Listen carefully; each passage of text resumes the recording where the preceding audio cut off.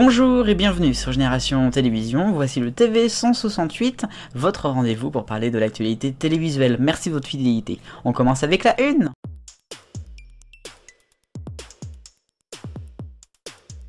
Et à la une, un énorme retournement de situation pour l'audiovisuel public. Selon un article de l'Opinion publié cette semaine, la fameuse grande entreprise France Média, qui regroupait France Télé, Radio France, l'INA, France Média Monde, ne verrait pas le jour ou, au meilleur, serait reportée dans plusieurs années. Oui, parce qu'avec le coronavirus, cette crise sanitaire, il va falloir faire des restrictions budgétaires, et puis on n'a pas le temps de s'occuper d'une loi de l'audiovisuel, même si Franck Riester était très attaché à cette réforme. Ce qui veut donc dire que les médias vont peut-être finalement moins bouger que ça. On pensait que ça allait quand même révolutionner un petit peu le genre, et ben pour l'instant ça va être un petit peu reporté, voire même donc annulé.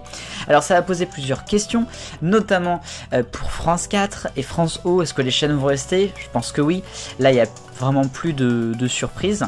Et puis il y a l'histoire de la présidence de France Télé, puisque c'était en 2020 qu'elle devait changer.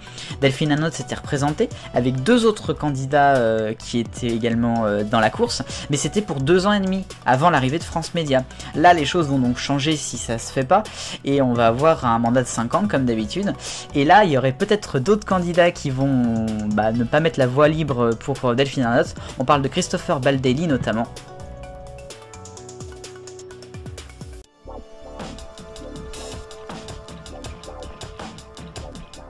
Coronavirus dans le TV 168, et on va parler d'abord des jeux qui ont recommencé cette semaine en inédit pour certains, comme avec TF1 les 12 coups de midi de Jean-Luc Reichmann sans public, tout comme également, n'oubliez pas les paroles sur France 2 avec Nagui, avec leur ballon pour faire le public. C'est pas si mal que ça, c'est incroyable mais pas si mal. A noter que pour ce jeu, et tout le monde veut prendre sa place, il y aura des masters avec les champions qui vont être à l'antenne dès demain pour le jeu du midi.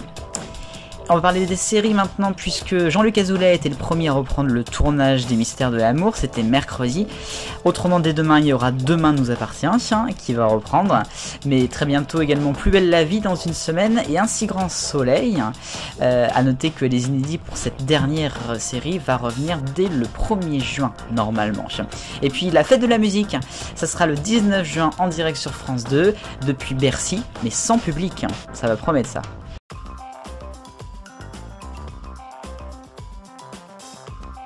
On va parler maintenant du rayon actu dans le TV 168 et direction la terre battue. Roland Garros devait commencer demain et ça sera pas avant septembre normalement si c'est pas annulé.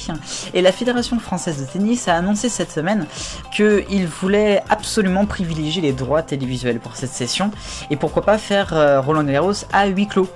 Et ouais, ça serait quand même une première. Notons quand même qu'à partir de 2021, il y aura des droits un peu différents pour Roland Garros avec Amazon qui rentrera dans le jeu. Dans l'actualité, on va parler aussi du confinement. On continue, malgré tout.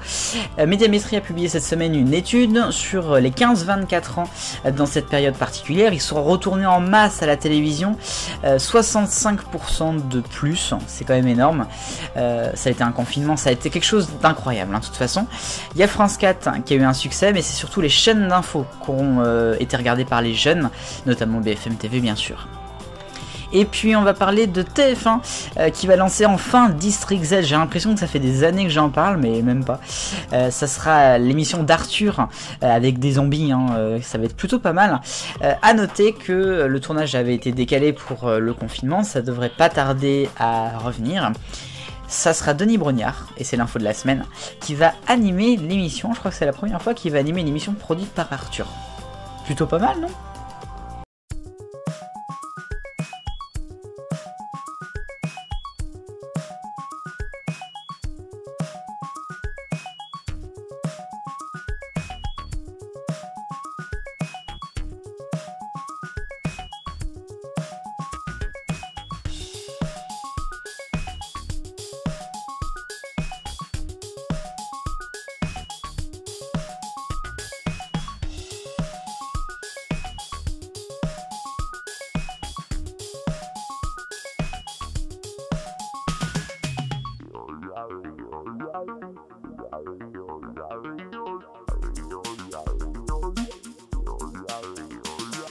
Hier soir, c'était donc la grande soirée Eurovision Europe Shine a Light, présentée en France par Stéphane Bern. Qu'est-ce que vous en avez pensé? Il y avait des chansons hommages, il y avait également les candidats 2020. Est-ce que ça a sauvé les meubles ou pas? Donnez-moi votre avis en commentaire.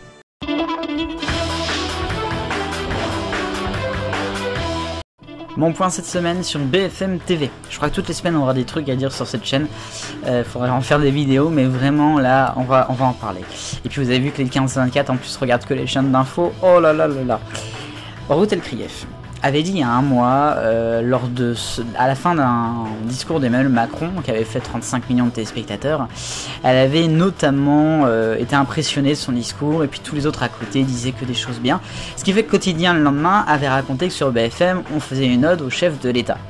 Et alors cette semaine, elle s'est expliquée, elle s'est justifiée en disant, je cite, « On est sur deux planètes différentes, on est en train de traverser la période la plus violente et une bascule de notre monde, et il y en a qui restent avec leurs clichés, leurs pensées confinées. Pour moi, ceux-là, ils resteront confinés toute leur vie. » Je cite. C'est vraiment débile d'avoir répondu ça, surtout qu'on a le droit à la critique, et que c'est vrai, c'était une ode au chef de l'État la dernière fois. Mais oui, vous n'en rêvez pas, c'est l'heure de la question 168. Retour des boîtes, à prendre ou à laisser. Content ou pas? Eh bien, vous avez voté en majorité oui, mais à voir avec Hanouna en premier, oui très en deuxième, et en troisième quand même, il y a non laisser tomber. Donc c'est finalement plutôt mitigé sur vos réponses. Nouvelle question cette semaine, on en a parlé dans la une, la réforme de l'audiovisuel. Vous êtes pour ou vous êtes contre? Vous pouvez voter, le lien sera dans la description. Merci de votre participation.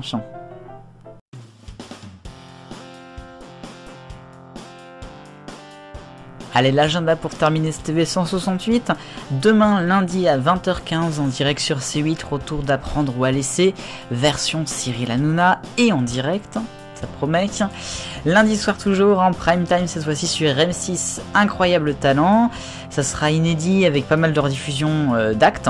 Et puis samedi sur France 2, premier prime du jeu Tout le monde a son mot à dire, en inédit. Et voilà pour le TV 168 en ce dimanche 17 mai 2020, le premier dimanche donc depuis la fin du confinement. Merci beaucoup de m'avoir regardé, on se retrouve si vous le voulez dimanche prochain pour un nouveau numéro. Vive le bonheur, on est tous des millions de copains, salut.